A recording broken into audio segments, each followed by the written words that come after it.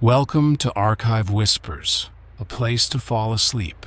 Settle in, lower the lights, and let the archive open. Tonight, we are going to climb a narrow stair inside a tower of stone, somewhere along the northern edge of the sea, and keep watch through a single quiet night. The tower stands alone on a low reef of rock, far enough from the land that the shore is only a darker line against the dark, and the nearest village is a scatter of small lamps that go out, one by one, long before midnight. There is a light at the very top of this tower, and there is a man whose whole work, tonight, is to keep that light burning until morning. We are not going to witness a wreck, or a great gale that strips the slates from the roof, or any of the dramatic hours that find their way into the books and the ballads. Such nights existed, and they were rare, and they are not the reason we are here. What we are here for is the ordinary night, the long and uneventful watch, when nothing happens at all except the slow turning of a great glass lens, the careful trimming of a wick, the filling in of a logbook, and the patient passage of the hours from dusk until the slow gray return of the morning. Much of what we will describe was written down, carefully, by the people who actually lived it. The keepers kept their logs in a neat official hand. Engineers such as the Stevensons left long accounts of how their towers were raised and lit, and later writers, among them Bella Bathurst and Tony Parker, gathered the keepers' own memories before those memories could be lost. So although the night we are imagining is a composite, a single representative night drawn quietly from many, the details around it are real. The oil and the flame, the clockwork and the weights, the routines, the silence and the cold. What we will do then is simply stay beside one keeper as he goes about a night he has gone about 1,000 times before. We will follow him up the stairs to the lantern room as the sun goes down. We will watch him set the light, and we will sit with him through the small, repeated tasks that fill the dark hours between. There is no mystery here to be solved, and no lesson waiting at the end of it. There is only the tower, the sea, the turning beam of light, and the slow company of someone who stays awake while the whole of the coast behind him is sleeping. You do not need to follow any of it closely. The names of the parts, the hours marked on the clock, the order in which the tasks are done, let them all wash past you like the sound of water moving against rock. If your attention begins to drift, that is exactly as it should be. The keeper's own mind drifted too, on nights as quiet as this one, and the work went on without him. This is a place that was built so that a few might stay awake, in order that many others could safely sleep. And tonight, very gently, we are going to turn that old bargain around. So, if you are able, lower the lights around you now, and let your own room grow as dim as the keeper's quarters, at the foot of the tower. Settle yourself and let your breathing slow until it falls into the long, even rhythm of the sea. We will begin down at the shore, looking out toward the light just as the last of the color leaves the sky. And from there we will take the whole of the night to climb no higher than the top of one quiet tower, and to keep its single flame in company until dawn. Before we go inside, it is worth standing for a moment on the rock itself, in the last of the light, and feeling how small a place it is. The reef is little more than a broad shoulder of stone, dark and worn smooth, that lifts itself just clear of the water at the lowest tides, and disappears almost entirely when the sea is high. For most of the day, there is no dry land here at all, only the tower rising straight out of the swell, as if the sea had agreed, grudgingly, to leave one narrow column of stone standing for the men who tend the light. The tower that stands here was raised, stone by stone, with a patience that is hard to imagine now. Each great block of granite was cut and shaped on the mainland, then numbered, then carried out by boat and lifted into place only during the few calm hours the sea allowed. The blocks were not merely stacked, they were dovetailed, locked into one another like the joints of a wooden chest, so that the whole tower would hold together as a single piece of stone and lean its weight against the waves rather than be pushed apart by them. It took years, and it was done a few courses at a time. The base of the tower is solid. For the first several feet above the rock, there are no rooms and no windows at all, only a great plug of masonry, filled in and packed tight so that when the heaviest seas come and break clean over the whole structure, there is nothing low down for them to find and nothing for them to break. The walls here are many feet thick, tapering as they rise, and the cold of the stone never quite leaves them. To rest a hand against the wall at this level, even on a mild night, is to feel the deep, settled chill of something that has stood in the water for a very long time. The only way in is a single door, set high above the rock, reached in earlier days by a rope ladder or a set of rungs let into the stone, so that the entrance itself stood clear of all but the very worst water.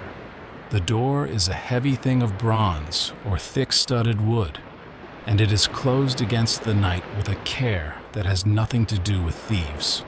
For there is no one out here to keep out. It is closed against the sea, and against the wind, and against the long damp reach of the salt air, which would otherwise creep into every room and settle on every surface the men own. Inside the door, the rooms are stacked one above another, each a single round chamber filling the width of the tower, joined by ladders and short stairs that climb through openings in the floors. The lowest of these rooms is given over to storage of the heaviest kind. Here are the great iron tanks of fresh water, brought out by boat and hoarded against the long stretches when no boat can come at all. Here, too, are the casks and drums of oil that feed the light, ranked along the curving wall, and the smell of them, faint and oily and clean, rises slowly through the whole tower as the night goes on. Above the water and the oil is the provision store, and it is here that the slow arithmetic of life on the rock becomes plain. Every loaf, every sack of meal and tin of meat, every candle and lump of coal has been counted and carried out and counted again, because there is no shop to walk to and no neighbor to borrow from.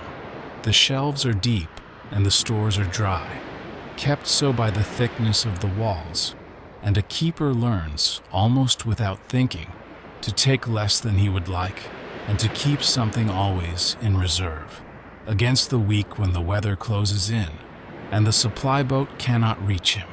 Higher still, the tower begins to feel less like a fortress and more like a home, of a small and circular kind.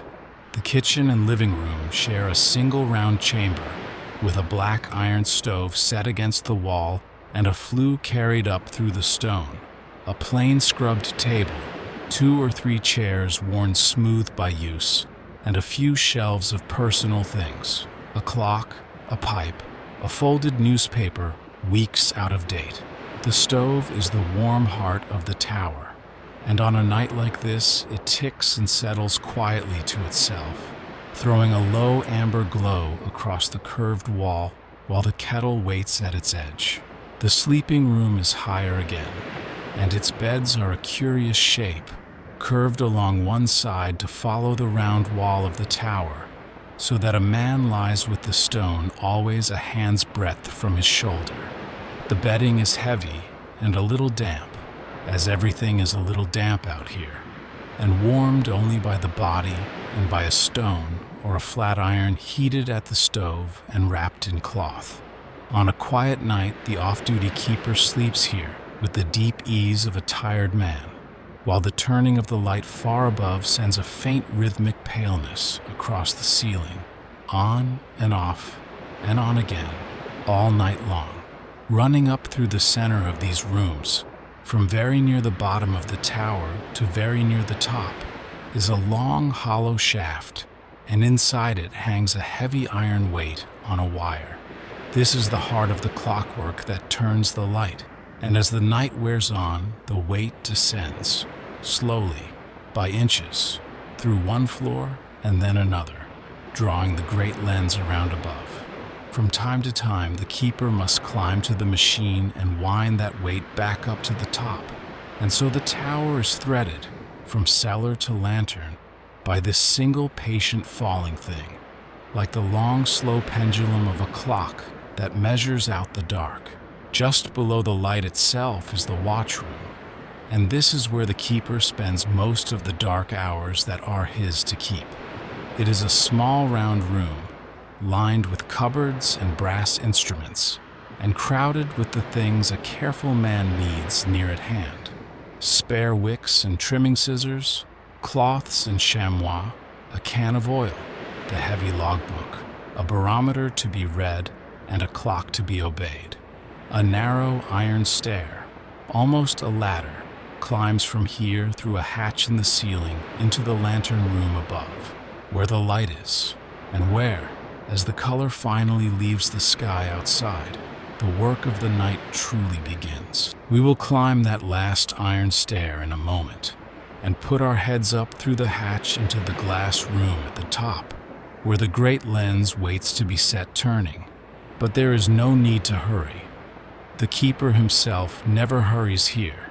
He has learned that haste is a kind of waste, that things done quickly on a rock must usually be done again, and that the night ahead of him is long and will not be filled any faster for his rushing.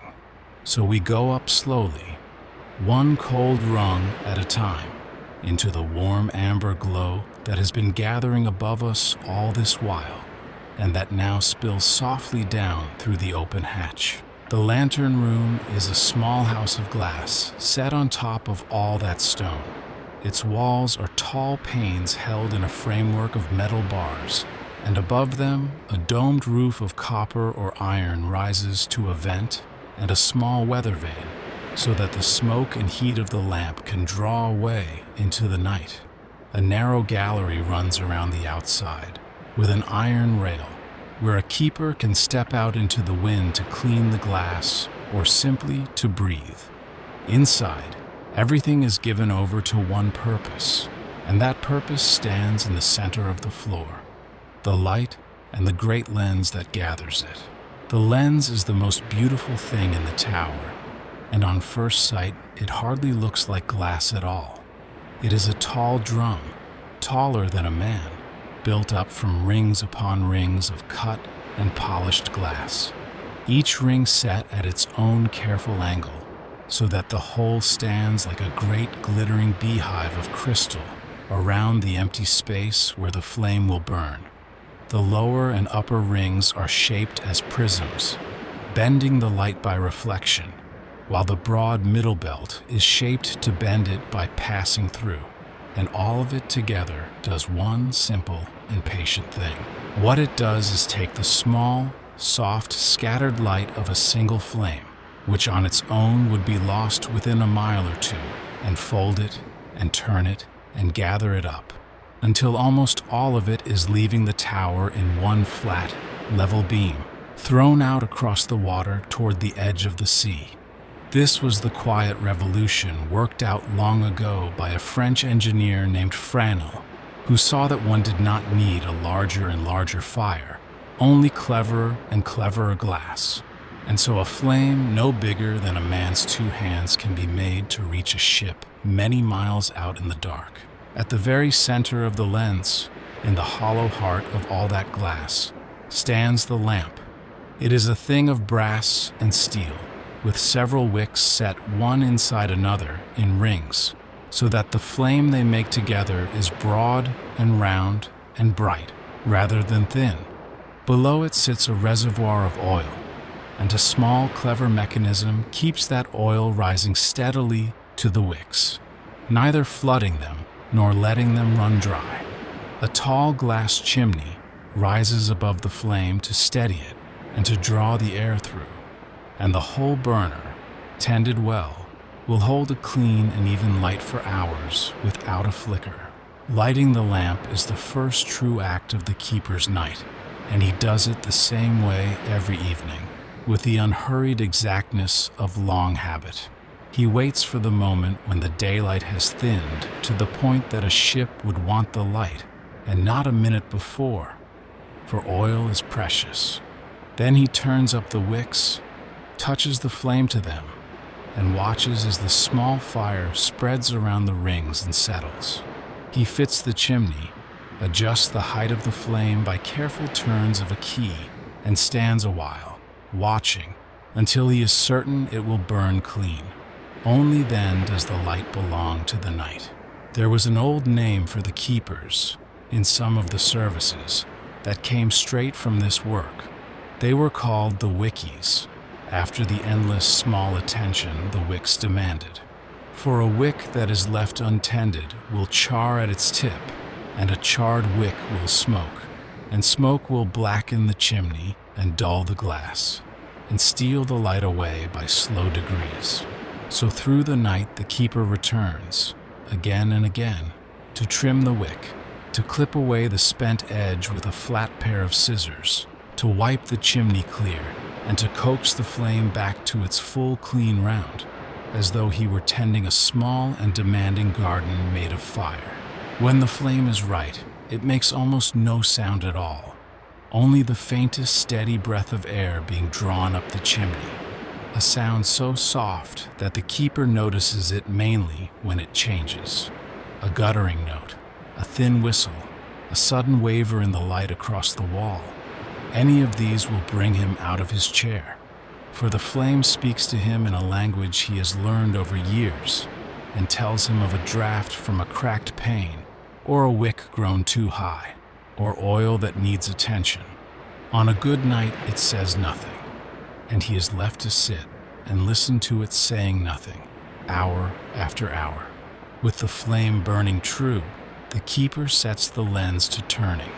He releases a catch on the clockwork, and the great drum of glass begins to move, slowly and smoothly, riding on rollers, or floating on a bed of liquid metal so fine that a child could push it round with one finger.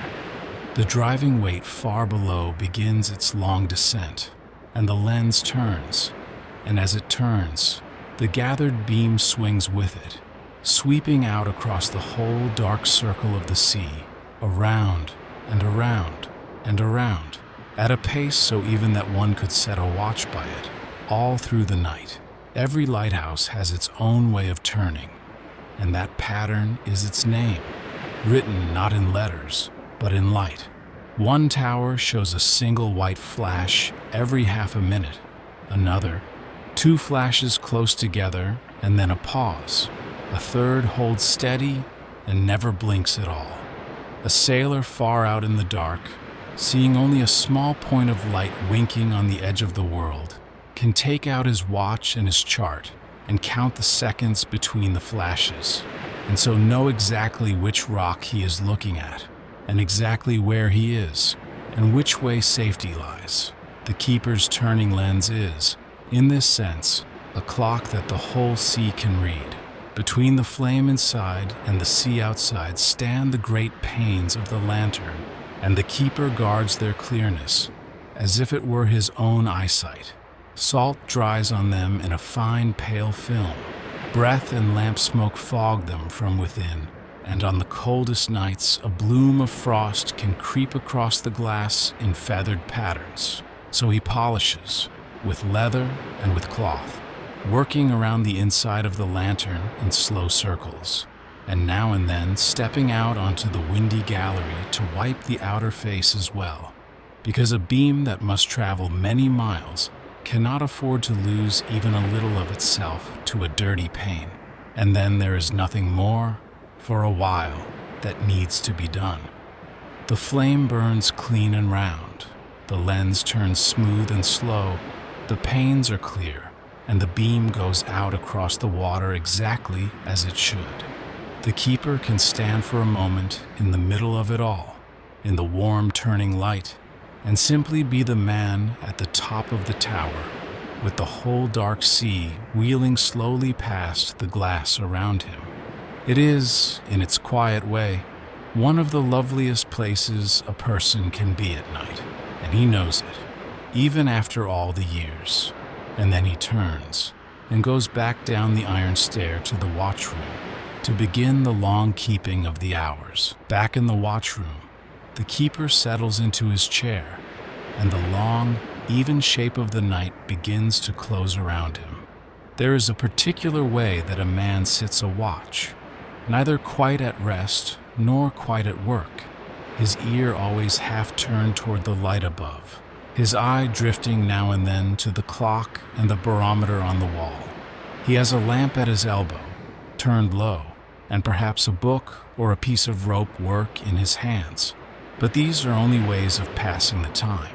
The real task is simply to be here, awake and attentive, while the light keeps turning and the hours go slowly by. From time to time, he draws the heavy logbook toward him, dips the pen, and makes an entry in the same plain hand his service has always used. He notes the hour and the state of the weather and the direction and strength of the wind. He notes the readings of the barometer and the thermometer, the clearness or thickness of the air, whether the light has burned without fault, how much oil has been drawn. Nothing in these entries is dramatic, and that is rather the point of them. A clean, unbroken column of ordinary nights is the truest sign that the light has done its work, and that all, out here, is exactly as it should be. The night is divided into watches, as it is aboard a ship, and the clock on the wall rules them. Where there is more than one keeper, they share the dark between them, one man sitting while the others sleep, and changing over at fixed hours, so that no single person carries the whole weight of the night alone. The clock is wound and checked and trusted absolutely, for time, out here, is not a vague thing but a working part of the machine. The flashes of the light are measured in seconds, the rounds are made on the hour, and the relief comes, in the end, at an appointed minute that the tired man on watch can feel approaching long before it arrives. At regular intervals through the night, the clockwork that turns the lens runs down and must be wound again. The keeper rises, climbs to the machine, and takes hold of the crank, and there is a particular satisfaction in the work, a slow ratcheting, as the heavy weight is drawn back up its long shaft, a steady resistance under the hand, a soft and even clicking that fills the stone stairwell. When the weight is home again at the top, he eases off. The catch takes the load, and the lens turns on as though nothing had happened. Then he goes back down to his chair, and the falling weight begins, once more, its patient journey toward the floor. He reads the barometer often, and he reads it with the close attention of a man for whom the weather is not a topic of conversation, but a matter of daily fact. The slow rise or fall of the needle tells him what the sky is planning long before the sky shows its hand, and he writes it down, and he thinks about it, and he glances toward the dark windows as though he might confirm it there. A steady glass and a quiet sea make for an easy watch. A falling glass sets a small, wary part of his mind to work, checking that the stores are made fast, that nothing is loose on the gallery, that all is ready, just in case, for weather that may not come for days. Every so often, whatever else he is doing, the keeper makes his round of the light. He climbs the iron stair, puts his head up into the lantern room, and stands a moment in the turning beam to satisfy himself that all is well, that the flame is full and clean, that the lens turns at its proper pace, that no pane has fogged and no part has worked loose. He trims the wick if it needs it, wipes a little salt from the glass, and lets his eye travel once around the dark horizon, taking in the night.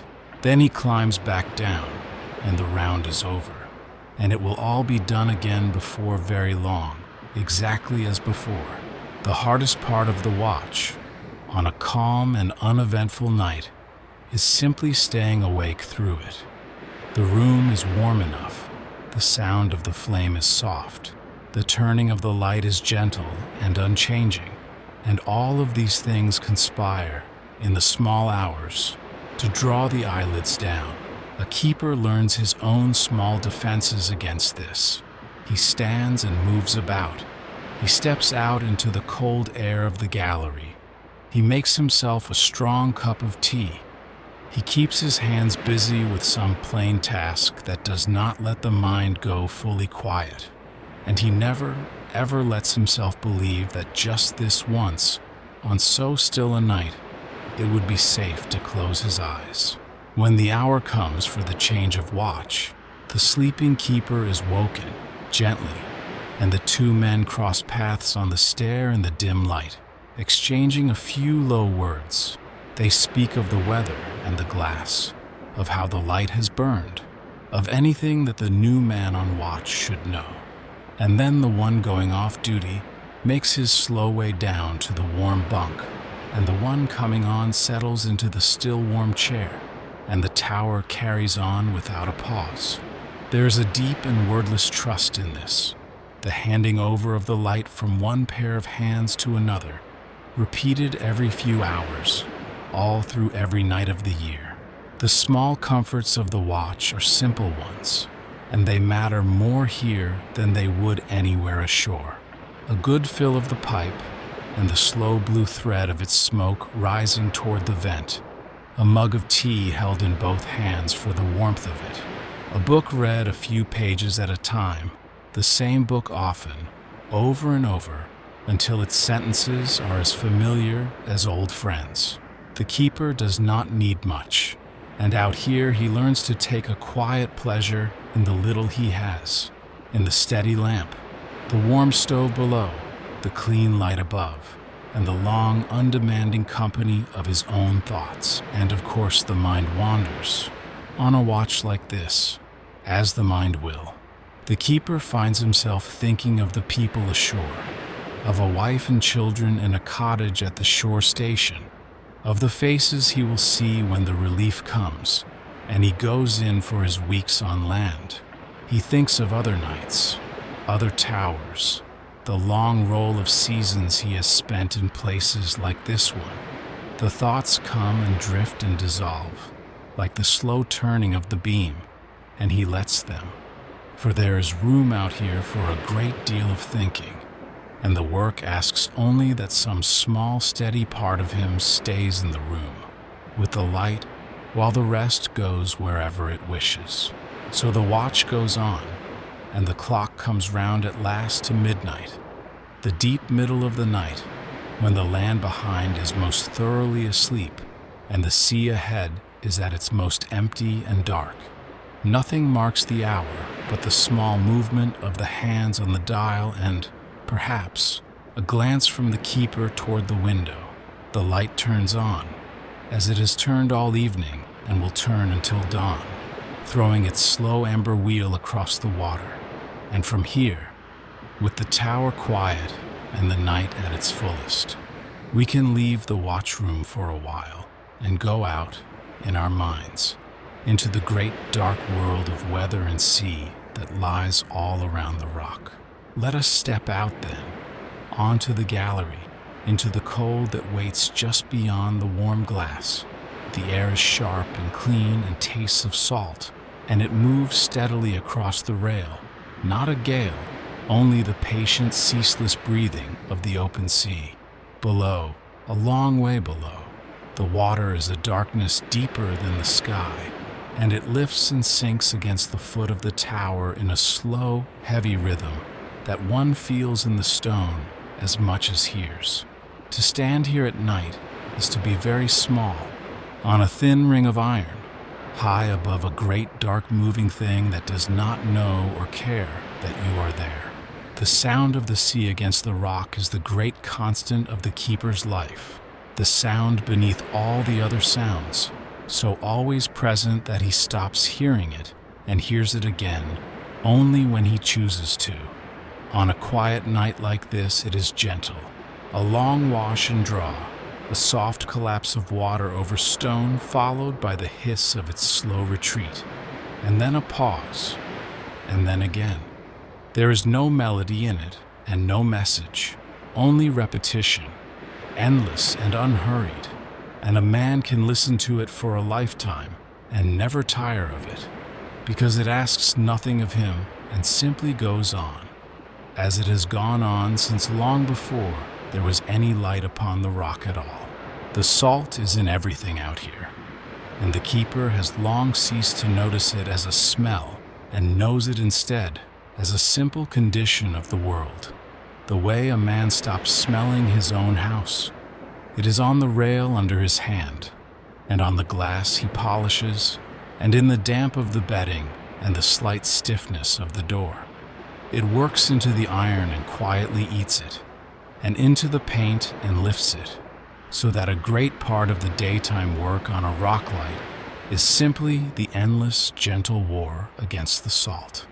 But at night, on the gallery, it is only a clean sharpness in the air, bracing and faintly sweet, the unmistakable breath of the open sea. On a clear night, the sky out here is a thing that people who live among street lamps have nearly forgotten. With no glow of any town to dim it, the dark is complete, and the stars come down almost to the water on every side, thick and faint and uncountable, wheeling very slowly overhead as the hours pass. The beam of the light sweeps round beneath them, a small warm gesture against all that cold immensity, and the keeper, looking up, feels the old quiet vertigo of it, the sense of standing on a tiny lit point between two great darknesses, the sea below and the stars above, both of them deep beyond any thought of measuring. But the sea does not always leave the sky open, and tonight, in the small hours, the keeper notices a change. The stars at the horizon are going out, not setting, but being quietly swallowed, and the air takes on a softer, heavier feel. Fog is coming in off the water, the way it does in these northern seas, a slow gray wall rolling up out of nowhere, and within an hour it may close around the tower so thickly that he cannot see the rail at the far side of his own gallery, let alone the sea below. The great clear beam, which can reach so far on a clear night, becomes in fog a short and muffled glow that no ship could safely trust. And so the keeper must wake the other voice of the lighthouse, the one that speaks not in light but in sound. Down in a small engine room, or in a separate squat building joined to the tower, stands the fog signal, and he sets it going. After a while, there comes a deep, low, mournful note, a great soft groan thrown out into the murk, held for several long seconds, and then let fall, so low and so vast that it seems to come not from the machine at all, but from the fog itself. It sounds and falls silent, and sounds again at its appointed interval, all through the thick hours, telling any unseen ship out there that here is the rock, and to keep away. Running the fog signal is heavier work than tending the light, and it ties the keeper to the clock more closely still. The machine that makes the sound must be fed, whether it drives compressed air through the horn or works some other patient mechanism, and its great note must come at exactly the right spacing. For that spacing, like the pattern of the flashes, is part of the rock's name, and a ship counts the seconds between the groans to know what it is hearing. So the keeper tends the engine and watches the clock and counts along under his breath, and the long, low note goes out into the fog, again and again, hour upon hour, until the gray begins at last to thin. There is something in the sound of a fog signal at night that stays with everyone who has ever heard it from out on the water, a loneliness and a comfort folded together in the same long note. To the sailor it is a warning, and a friend, and a hand held out in the blindness. To the keeper it is the sound of his own faithfulness made audible, going out into a fog where he can see nothing and no one, and cannot know whether any vessel hears it at all. He sends it anyway, on the chance that someone is out there, because that chance is the whole reason for the tower, and on most nights he will never learn whether his voice in the dark did any good, and he has long ago made his peace with not knowing. On misty nights the light draws the birds. Out of the dark they come, seabirds blown off their course or simply pulled toward the one bright thing in all that gray, and they wheel about the lantern in soft, silent crowds, their wings flickering pale at the edge of the beam. Sometimes one taps gently against the glass and veers away again into the night. The keepers came to know these as the bird nights, and the gentler among them would go out onto the gallery to shoo the birds clear of the panes, and in the morning would note in the log what kinds had come, so that, almost by accident, the loneliest towers became quiet keepers of records about the movements of birds across the sea. Now and then, on a clearer stretch of the night, the keeper sees the lights of a ship far out, the small green or red point of a vessel passing in the dark, with perhaps the warmer dots of cabin windows strung beside it. He watches it without anxiety, the way one watches anything that is going about its business safely. He sees it pick up his own light and hold well off from the rock and slide slowly along the horizon and away. He will never know its name or where it is bound, and the people aboard will never know that a single man stood high on a tower and kept them company for an hour with his eyes. But the light passed between them all the same, and the ship went on, and that quietly was the whole of the work being done. Toward the latter part of the night, the fog thins and lifts as quietly as it came. The horizon returns, and the stars come back one by one to their places. The keeper lets the fog signal fall silent, and the sudden absence of that great low note is itself a kind of sound, a vast soft easing, as though the night had unclenched. The clear beam reaches out again across the open water. The sea breathes its long, slow breath against the rock, and the tower stands quiet once more in the cold dark, having done, without witness or reward, exactly what it was built to do.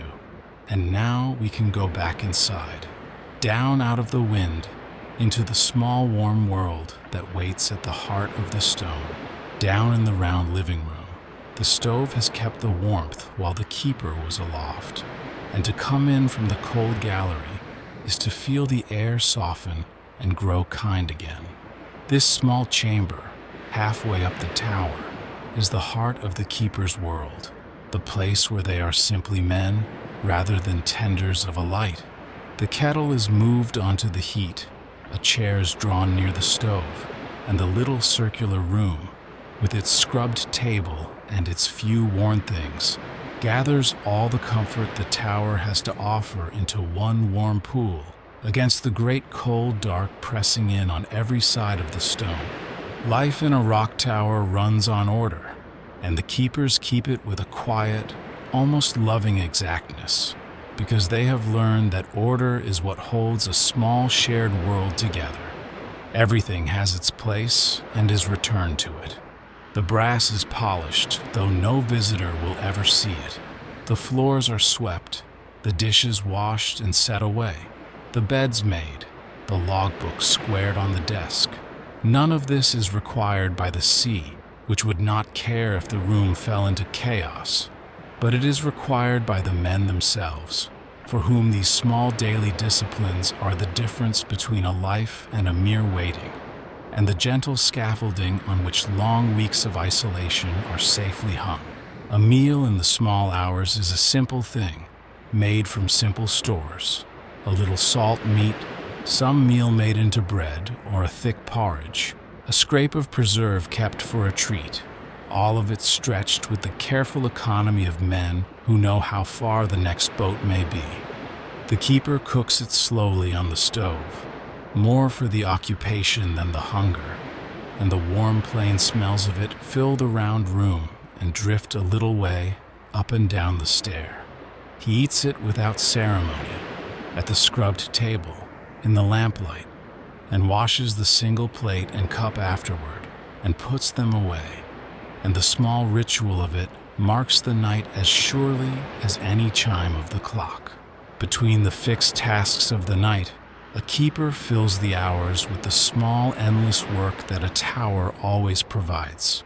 There is rope to be spliced and gear to be mended, brass to be brought up bright, a torn oilskin to be patched, a model perhaps half built upon a shelf. The slow, careful hobbies that men in lonely places have always made to keep their hands and minds in gentle motion. Idleness out here is the one real enemy, more than weather and more than the sea. And the wise keeper meets it not with grand distractions, but with this quiet, steady, patient busyness, which carries him through the long, flat middle of the night, as surely as the stairs carry him up the tower. And always, somewhere in the back of every keeper's mind, there is the boat, the relief, they call it, the small vessel that comes out from the shore station when the weather allows, bringing fresh water and stores and mail and news, and carrying one tired man home to his weeks on land while another takes his place upon the rock. The day of the relief is the great event of the Lighthouse calendar, watched for and reckoned toward, and on a quiet night like this one, a man on watch may let himself count, just once, the days remaining until his turn comes round, before he folds the thought away again and gives his attention back to the patient light. Sometimes, though, the boat cannot come. The weather closes in and stays closed, day after day, the swell too high for any landing on the rock, and the relief is put off, and put off again, while the men on the tower watch their stores grow slowly shorter and learn the deep patience that the work demands. There were towers, in the old days, where keepers were left out for many weeks beyond their time, eking out the last of the meal and the oil, and they did not panic, because panic changes nothing on a rock. They simply kept the light and waited, and trusted that the sea would ease in the end, as it always eventually did. When the boat does come, it brings, beside the water and the meal, the thin, precious thread that ties the rock to the rest of the world. The mail, letters from home, read many times over by lamplight until the folds wear soft. A newspaper, devoured from corner to corner, however old its news. A message, now and then, from the Lighthouse service itself, with its instructions and its small official courtesies. On this quiet night, the keeper may take out a letter he has read a dozen times already, and read it once more in the steady amber light, not for the news in it, which he knows by heart, but simply for the company of the familiar hand that wrote it. The work makes a particular kind of man, or perhaps it simply keeps them in its suits and quietly lets the others go. A keeper must be content in his own company, easy with silence, untroubled by sameness, able to find in a turning light and a fixed routine not a prison, but a kind of peace. He must be careful without being anxious, steady without being dull, and able to live close beside one or two others for weeks on end without friction, in a space no bigger than a single round room. It is not a life that many would choose, and yet those who chose it often loved it deeply and spoke of their towers long afterward, with the soft regard one keeps for an old and demanding friend.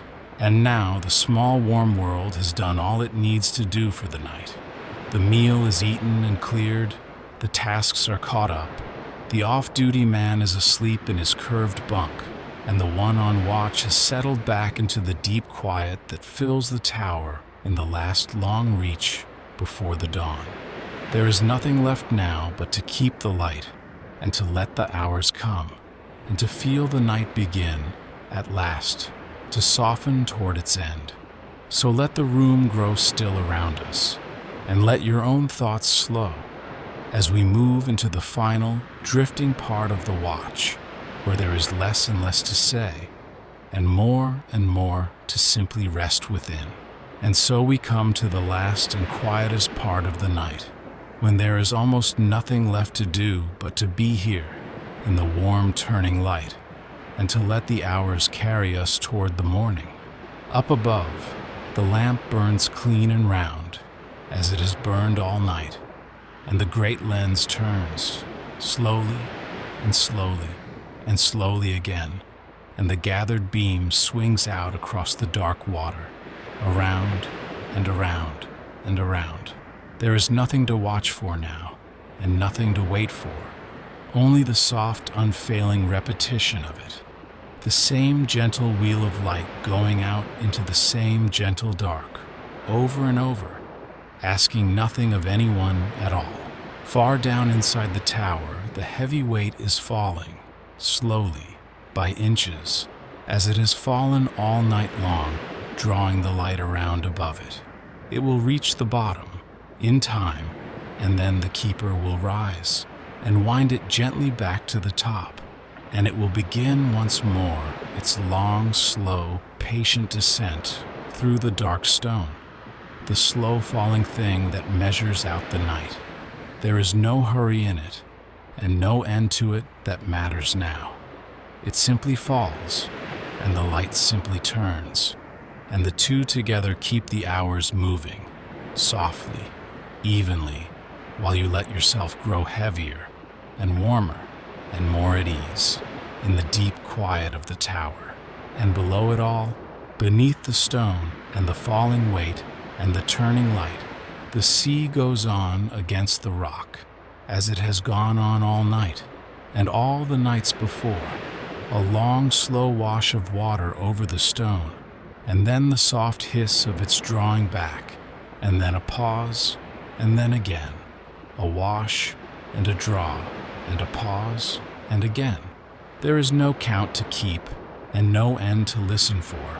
It simply rises and falls, and rises and falls, the oldest and most patient rhythm in the world, and you may let your own breathing fall in with it now, slow and deep and even, in and out and in, until the two are the same, and you can no longer quite tell the sea from your own quiet breath. In the sleeping room above, the off-duty keeper lies deep in his curved bunk, and across the ceiling above him, the light lays its faint rhythmic paleness, on and then gone, and then on again. As the beam comes round, he does not wake for it. He has slept beneath this slow, soft pulse for so many years that it no longer disturbs him at all, and has become instead the very thing that rocks him down, a gentle returning brightness that says, each time it comes, all is well, and all is well, and all is well. On and gone, and on again. There is nothing to do but let it pass across you, and let it carry you a little further down, toward sleep. And the keeper on watch, in his chair by the low lamp, has let his own mind drift far out now, the way it does in these last soft hours, past thought and almost past waking, while some small steady part of him stays awake with the light. He is not asleep, and he is not quite awake. He is simply here, warm and still, with the turning glow above and the breathing sea below and the long night nearly run. He has done this 1,000 times, and he will do it 1,000 times again, and there is in it now no labor at all, only the deep familiar ease of a thing known so well that it carries itself and carries him with it, gently toward the morning, and then, so slowly that no one could name the moment it begins, the dark out over the sea grows a little less than complete. A faint grayness gathers at the far edge of the water, the first thin pallor of the coming day, and the stars begin, one by one, very quietly, to fade. The light still turns, and the sea still breathes, and the weight still falls. But the night has tipped now toward its ending, and soon the keeper will climb up one last time and put out the lamp and let the great clear day take over the work of the sky. But that is still a little way off, and there is no need to reach for it. There is only the soft gray beginning, far away, and the warm turning light still here. So let us leave them there, the tower and the man and the slow turning light, with the dawn still gathering far off and the night still soft around them. There is nothing more that needs to be said, and nothing more that needs to be done. The light turns, and the sea breathes, and the weight falls, slow and even and sure, and they will go on doing so, gently, whether or not anyone is awake to watch. So you may let go of all of it now, and rest. Let the beam come round, and round, and round. Let the sea wash, and draw, and pause, and wash again. Let your breath go slow and slower, and let the long, warm quiet of the lighthouse carry you, softly, all the rest of the way, down into sleep.